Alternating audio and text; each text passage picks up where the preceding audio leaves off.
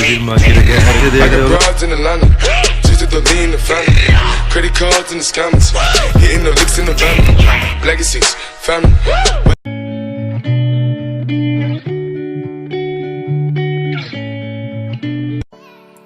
हाँ जी दोस्तों, तो मुरानो और बुरानो आइलैंड घूमने के बाद मैं वापस वेनिस आइलैंड आ गया। तो अब यहाँ पे देखते हैं कहाँ पे क्या कुछ घूमने फिरने को मिलता है। तो चलो मेरे साथ, जहाँ जहाँ मैं घूमता हूँ घुमाता हूँ आपको भी। हाँ जी, तो दोस्तों मैं घूम फिर के आया था ये खाने। ये CRE करके एक स्टेशन है और इसको बोलते हैं क्रैब्स। ये दुकान बहुत फेमस है और ये देखो अभी भी है ना मेरे पीछे बोट जा रही है।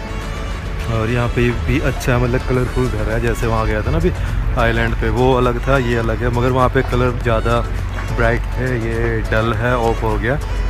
तो इसको बोलते हैं क्रैब्स। ये दुकान है, बहुत फेमस है।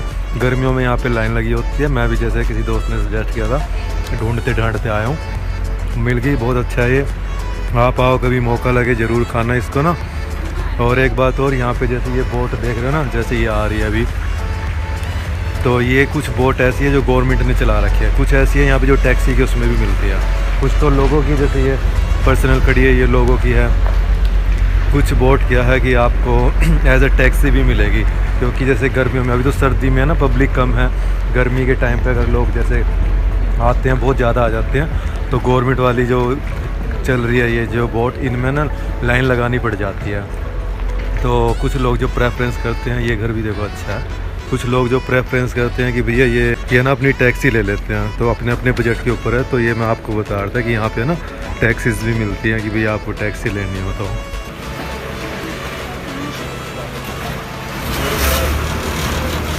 अब मैं फिर से जा रहा हूँ रियाल, तो एक जगह है वो, और वो ना वेनिस का जो है वो सिटी सेंटर है। तो कई लोग ना वहाँ पे रुकना पसंद करते हैं, मगर उनको क्या है, जैसे कल मैं उतरा था वहाँ से काफ़ी लंबा डिस्टेंस पर करना पड़ता है, बैग हो किसी के पास भारी। तो बेटर ये है कि आप सिटी के बिल्कुल ना बाहर की साइड रुक जाओ और वहाँ पे घूमना, तो आप पूरे दिन का एक पास ले लो। पास आएगा 20 यूरो में आप कितना ही घूम लो, कहीं पे भी घूम लो। और देखो ये जो आ रही है ना, ये है ना टैक्सी है, इसका कलर होता है लकड़ी के जैसा, ये वाली ये जा रही है, ये टैक्सी है। अगर आपको टैक्सी लेनी हो भाई, यहाँ पे कुछ ये और भी है, मेरे को सबका नहीं पता। तो ये हिसाब है, और बिल्डिंग का भी सुंदर सुंदर है यहाँ पे ना, घूमने फिरने अच्छा है। अब मैं आपको थोड़ा सा आगे का दिखाता हूँ।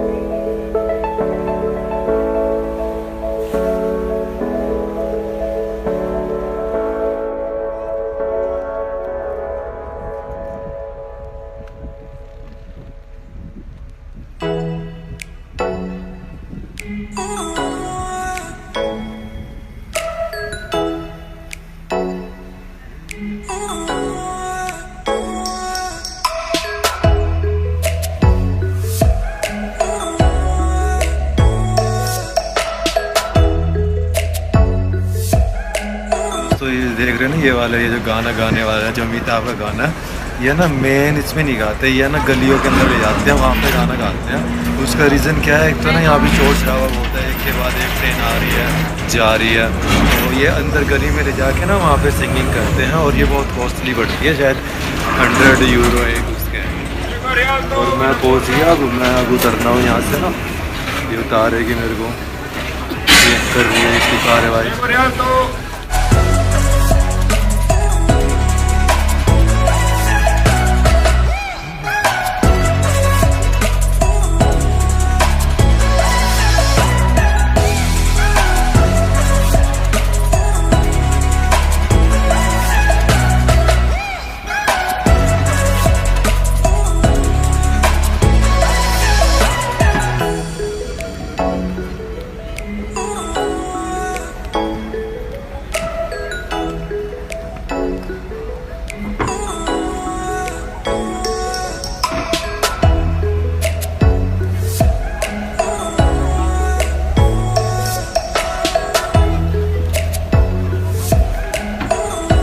जी दोस्तों, तो ये है वो बोट टैक्सी जिस पर कि अमिताभ और जीनत अमान का गाना दो लफ्जों की है दिल की कहानी फिल्माया गया है।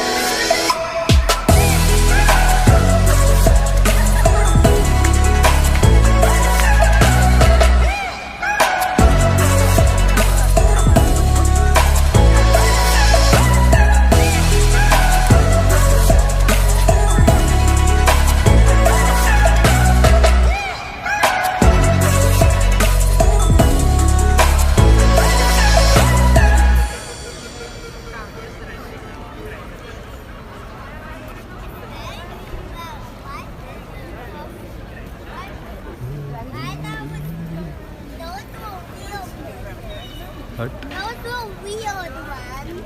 Those were weird.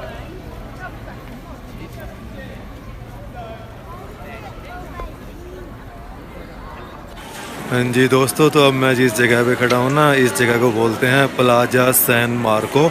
और यहाँ पे आने के लिए आपको क्या करना है, जो रियाल्तो है ना, रियाल्तो बोट का जो स्टॉप है, आपको वहाँ पे आना है। कहीं से भी बोट पकड़ के रियाल्तो बोट स्टॉप पे आके और फिर मार्केट आ जाएगी, क्योंकि ये मेन है सिटी का ना, वेनिस का मेन एरिया है।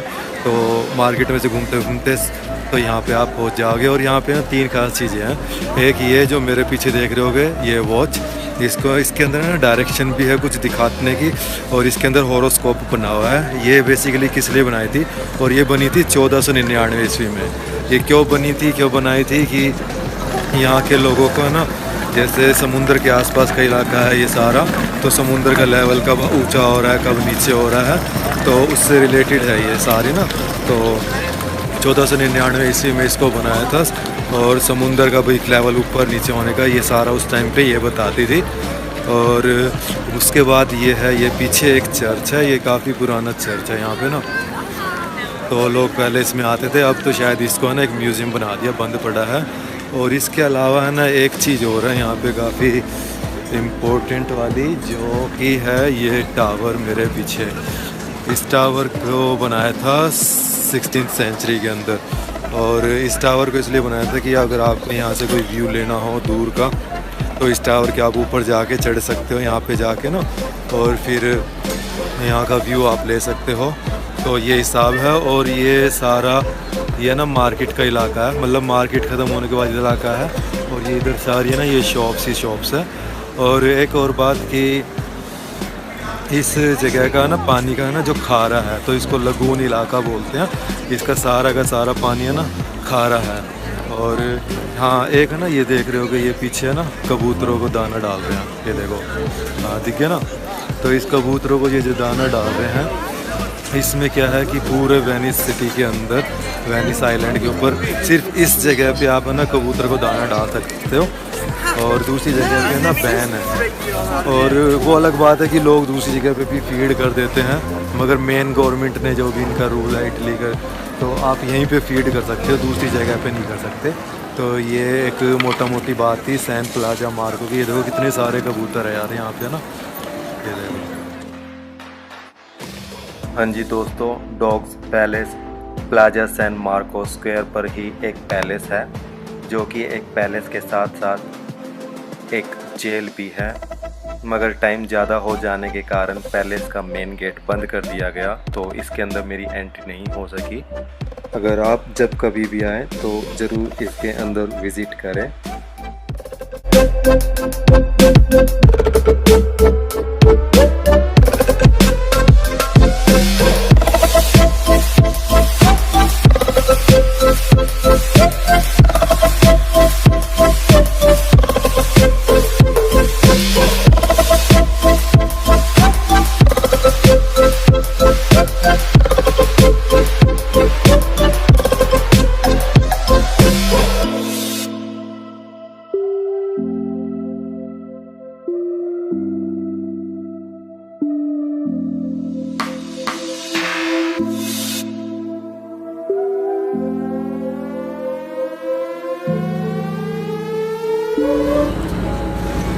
हाँ जी दोस्तों, तो ये जो मेरे पीछे ना ब्रिज देख रहे हो ना, ये बांध 16वीं सेंचुरी के अंदर बना था और काफ़ी खूबसूरत है। ये देखो पूरी मतलब रियाल्तो में जो आता है, वेनिस में आता है, यहाँ पे भी है ना फोटो खिंचवाता है आगे ना। अब मैं दिखाता हूँ आगे का व्यू।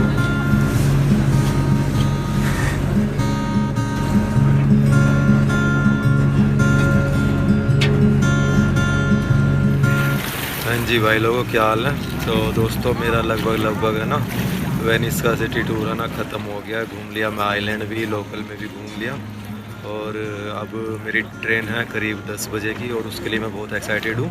वो मैंने आपको पहले बता दिया, क्योंकि मेरे को फर्स्ट क्लास पास है और मैंने 58 यूरो पे करे हैं, और मेरे को अब एक अलग से कंपार्टमेंट मिलेगा, उसके अंदर वॉशरूम होगा। और ये 58 यूरो की कीमत इसलिए है क्योंकि उसमें बेड के चार्जेस अलग है, और यूरोप के अंदर रिजर्वेशन अलग होती है जो उसका अलग, और ब्रेकफास्ट मिलेगा वो अलग। तो ब्रेकफास्ट, बेड और रिजर्वेशन, तो उसको लेके काफ़ी एक्साइटेड हूँ कि पूरी रात मेरे को ट्रैवल करना पड़ेगा। और बात यह है कि अगर मैं होटल में रुकता तो भी उतना चार्ज करना पड़ता, और ये है तो उतना ही चार्ज करना पड़ता। अगर मेरे पास यूरोप ये पास नहीं होता तो मेरे को करीब बड़ा शोर आ रहा है, अगर मेरे पास यूरोप पास नहीं होता तो मेरे को करीब इसी का टिकट का ना 148 पता नहीं 58 इतना मतलब पे करना पड़ता। 150 आप टोटली लगा लो, करीब 150 की 150 मेरे को यूरोप पे करना पड़ता। तो पास होने की वजह से मेरे को ये थोड़ा सस्ता पड़ गया। और ट्रेन लेट है तो अब मैं फ्री हो चुका हूँ, इसलिए मैं सोचा चलो थोड़ी देर नदी किनारे बैठ के थोड़ा आनंद ले ले। यहाँ पे ये पूरा नदी का व्यू है, इधर लोग बैठे भी हैं। अभी ट्रेन आ रही है, सॉरी ट्रेन नहीं, बोट आ रही है, जा रही है। ये मेरे पीछे इधर, ये इधर से ही दिखा देता हूँ। ये पूरा ट्रांस स्टेशन है।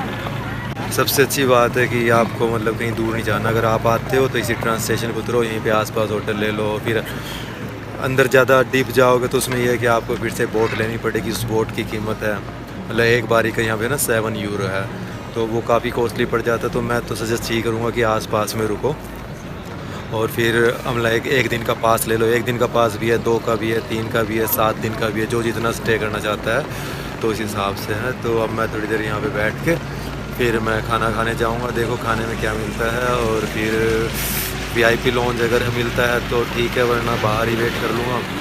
और फिर अपने ट्रेन में बैठ के पहुँचेंगे रोम, और कल दिखाता हूँ आपको रोम का क्या हिसाब है, रोम पे क्या ब्लॉगिंग है ना। और आज का दिन मेरा बहुत अच्छा रहा, यहाँ पे एक्सपीरियंस बहुत अच्छा रहा।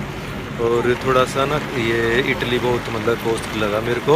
एक तो यहाँ पे जो सिटी टूर है ना, वो सिटी टूर नहीं, जो या सिटी टैक्स है, वो एक बंदे के कहीं पे 3 है, कहीं पे 3.50 यूरो है।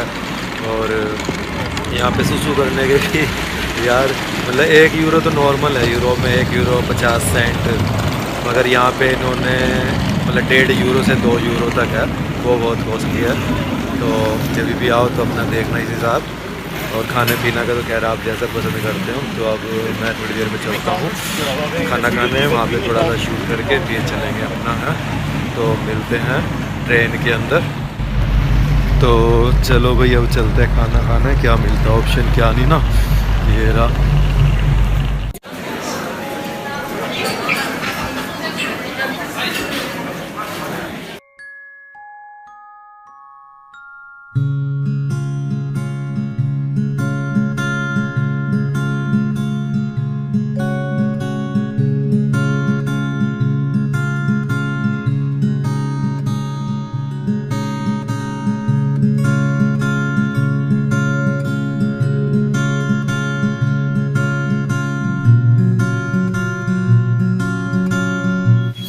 भाई लोगों, ये कल आया था मैं, इस भाई ने बनाया था, और आज फिर इसने बना के दिया, अभी भी दिया है। तो ये बड़ा अच्छा है, और इसका नाम है बॉम्बे पिज़्ज़ा। ये इंडियन के हिसाब से बनाया गया। तो मैंने जैसे बताया था कि रेल का टाइम है 10 बजे, और मैं नदी से उठकर सिर्फ सीधा पिज़्ज़ा खाने आ रहा हूँ। ये है तो Questo, il salsiccia e un po' di scamorza affumicata. एक तो दोस्त ये ना अच्छा है बहुत है, और सस्ता बहुत है, सिर्फ 7 यूरो में। कल जो मैंने कहा था वो था 6.5 में था, 6.90 में था, 7 में। इतना अच्छा। आपका ना शॉप का नाम डाल दूँगा, तो ये खाना कभी भी आओ ट्राई करना। मेरे को अच्छा लगा। दूसरी जगह मैं सोचा मैं खाऊँगा यार, यहीं आ जाओ, रिपीट कर दिया मैंने, तो बहुत अच्छा होगा।